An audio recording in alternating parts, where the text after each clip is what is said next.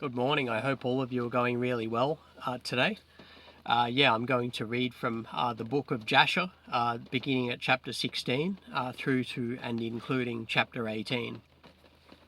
Chapter 16.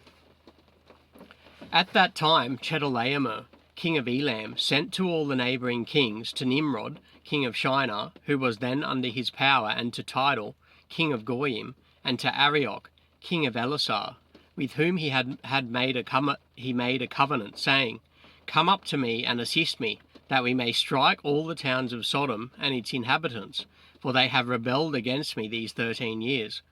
These 4 kings went up with all their camps, about 800,000 men, and they went as they were, and struck every man they found in their road. And the 5 kings of Sodom and Gomorrah, Shinab, king of Admah, Shemeber, king of Zeboim, Bera, king of Sodom, Bersha, king of Gomorrah, and Bela, king of Zoar, went out to meet them, and they all joined together in the valley of Siddim. These 9 kings made war in the valley of Siddim, and the kings of Sodom and Gomorrah were smitten before the kings of Elam.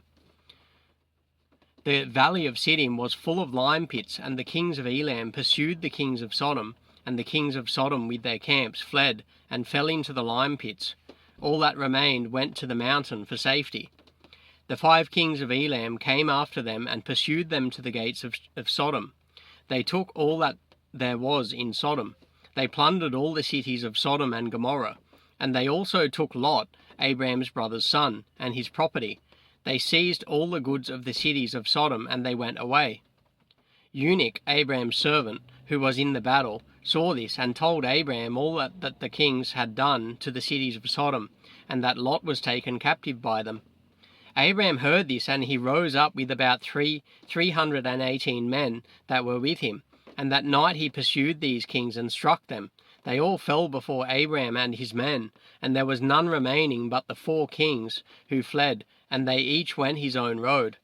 Abraham recovered all the property of Sodom, and he also recovered Lot and his property, his wives and little ones, and all belonging to him, so that Lot lacked nothing. And when he returned from smiting these kings, he and his men passed the valley of Siddim, where the kings had made war together. Bera, king of Sodom, and the rest of his men that were with him, went out from the lime pits into which they had fallen to meet Abraham and his men. And Adonizedek, king of Jerusalem, the same was Shem, went out with his men to meet Abraham and his people with bread and wine, and they remained together in the valley of Melech. Adonizedek blessed Abraham, and Abraham gave him 1/10 from all that he had brought from the spoil of his enemies. For Adonizedek was a priest before God. And all the kings of Sodom and Gomorrah who were there with their servants approached Abraham, and begged him to return their servants whom he had made captive, and to take to himself all the property. Abraham answered the kings of Sodom, saying, As the Lord lives, who created heaven and earth, and who redeemed my soul from all affliction, and who delivered me this day from my enemies and gave them into my hand, I will not take anything belonging to you, that you may not boast tomorrow, saying, Abraham became rich from our property that he saved. For the Lord my God, in whom I trust, said to me, You shall lack nothing, for I will bless you in all the works of your hands. Now here is all belonging to you. Take it and go. As the Lord lives, I will not take from a living soul down to a shoe tie or thread, excepting the expense of the food of those who went out with me to battle, as also the portions of the men who went with me, Anah, Ashkol, and Mamre, they and their men, as well as those also who had remained to watch the baggage. They shall take their portion of the spoil. And the kings of Sodom gave Abraham according to all that he had said. They pressed him to take of whatever he chose, but he would not. He sent away the kings of Sodom and the remainder of their men, and he gave them orders about Lot, and they went to their respective places. And Lot, his brother's son, he also sent away with his property, and he went with them. And Lot returned to his home, to Sodom, and Abraham and his people returned to their home to the plains of Mamre, which is in Hebron. At that time, the Lord again appeared to Abraham in Hebron, and he said to him, "Do not fear, your reward is very great before me, for I will not leave you until I shall have multiplied you, and blessed you, and made your offspring like the stars in heaven, which cannot be measured nor numbered. And I will give to your descendants all these lands that you see with your eyes. I will give them for an inheritance forever. Only be strong and do not fear. Walk before me and be perfect." In the 78th year of the life of Abraham, in that year, Reu died, the son of Peleg, and all the days of Reu were 239 years, and he died. And Sarai, the daughter of Haran, Abraham's wife, was still unable to conceive in those days. She did not bear to Abraham either son or daughter. When she saw that she gave birth to no children, she took her handmaid, Hagar, whom Pharaoh had given her, and she gave her to Abraham, her husband, for a wife. For Hagar learned all the ways of Sarai, as Sarai taught her. She was not in any way deficient in following her good ways. Sarai said to Abraham, "Behold, here is my handmaid Hagar. Go to her that she may bring forth on my knees, that I may obtain children through her." At the end of 10 years of Abraham's dwelling in the land of Canaan, which is the 85th year of Abraham's life, Sarai gave Hagar to him. And Abraham listened to the voice of his wife Sarai.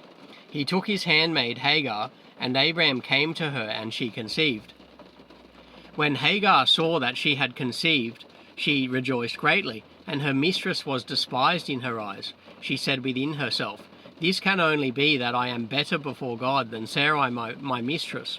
For all the days that my mistress has been with my Lord, she did not conceive, but me the Lord has caused in so short a time to conceive by him." And when Sarai saw that Hagar had conceived by Abraham, Sarai was jealous of her handmaid, and Sarai said within herself, "This is certainly nothing else but that she must be better than I am." Sarai said to Abraham, "My wrong be on you, for at that time when you prayed before the Lord for children, why did you not pray on my account that the Lord would give me offspring from you?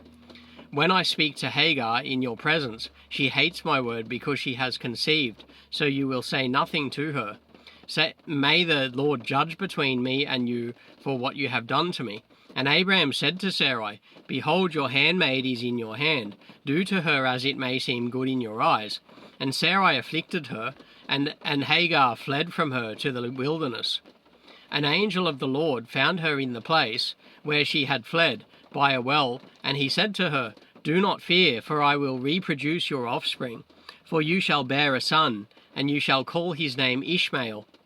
Now then, return to Sarai your mistress, and submit yourself under her hands." And Hagar called the place of that well Beer-lahai-roi. It is between Kadesh and the wilderness of Bered. And Hagar at that time returned to her master's house. And at the end of days, Hagar gave birth to a son to Abraham, and Abraham called his name Ishmael. And Abraham was 86 years old when he had him. Chapter 17. In those days, in the 91st year of the life of Abraham, the children of Chittim made war with the children of Tubal. For when the Lord had scattered the sons of men on the face of the earth, the children of Chittim went and settled in the plain of Canopia, and they built themselves cities there, and lived by the river Tibru. The children of Tubal lived in Tuscana, and their boundaries reached the river Tibru, and the children of Tubal built a city in Tuscanan, and they called the name Sabina, after the name of Sabina, son of Tubal, their father, and they lived there to this day. It was at that time the children of Chittim made war with the children of Tubal, and the children of Tubal were smitten before the children of Chittim. The children of Chittim caused 370 men to fall from the children of Tubal.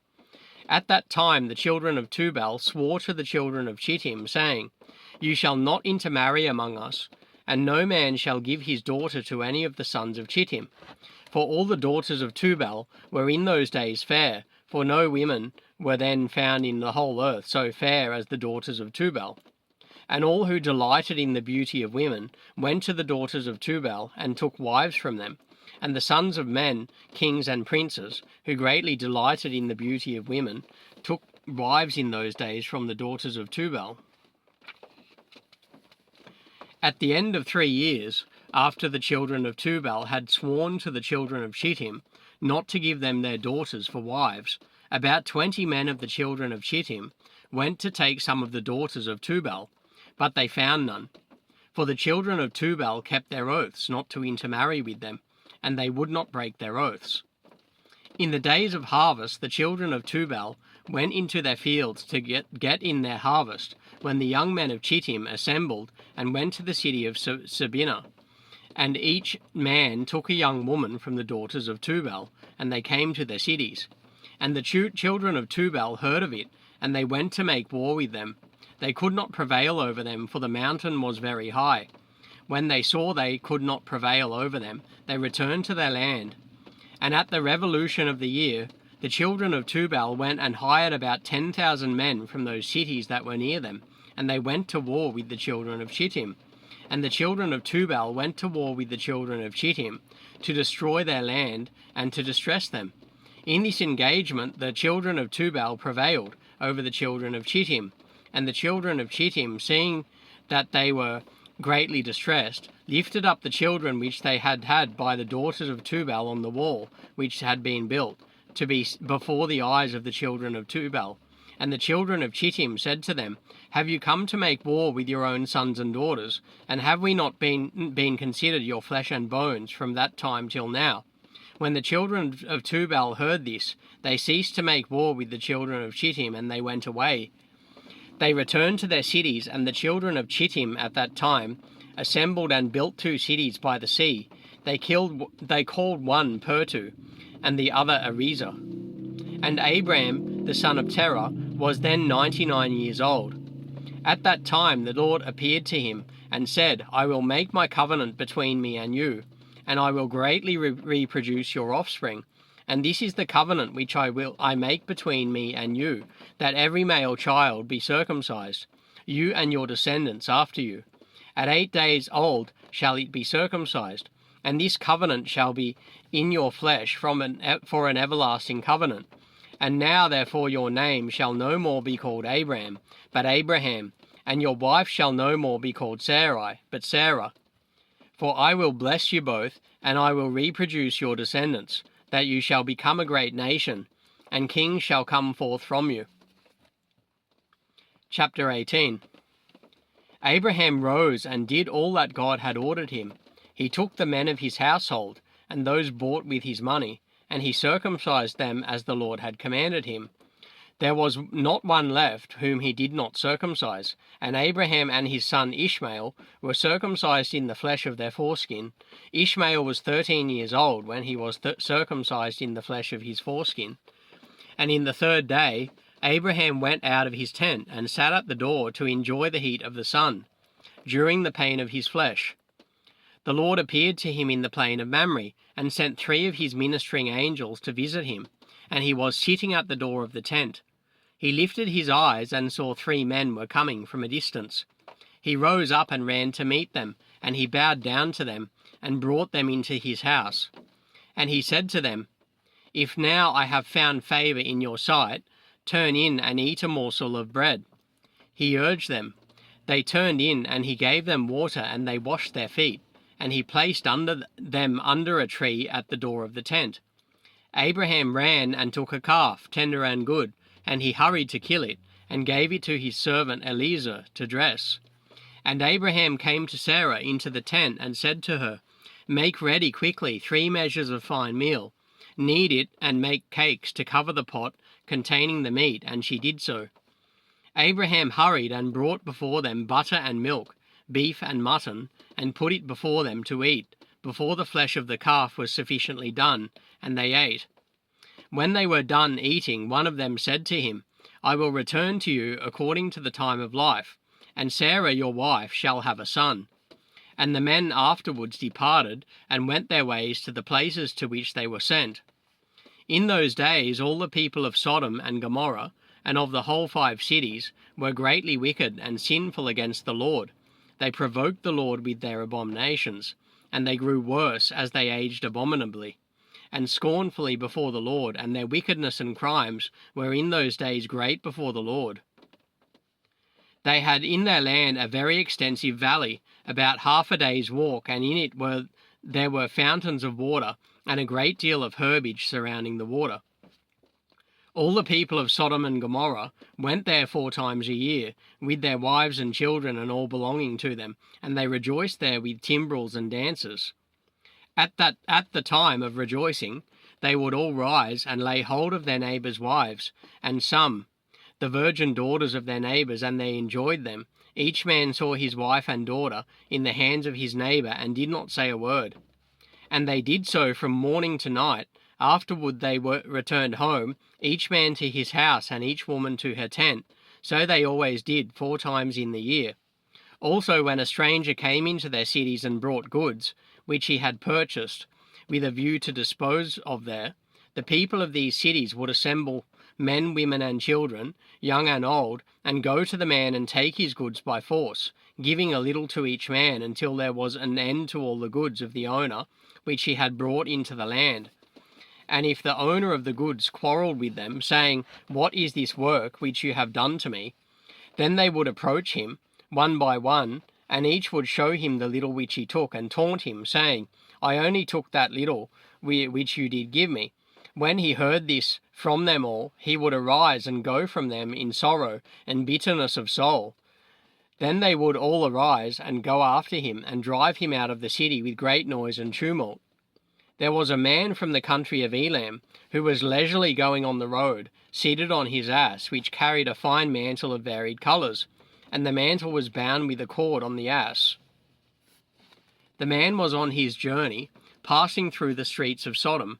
When the sun set in the evening, he remained there in order to abide during the night, but no one would let him into his house. At that time there was in Sodom a wicked and mischievous man, one skillful to do evil, and his name was Hadad.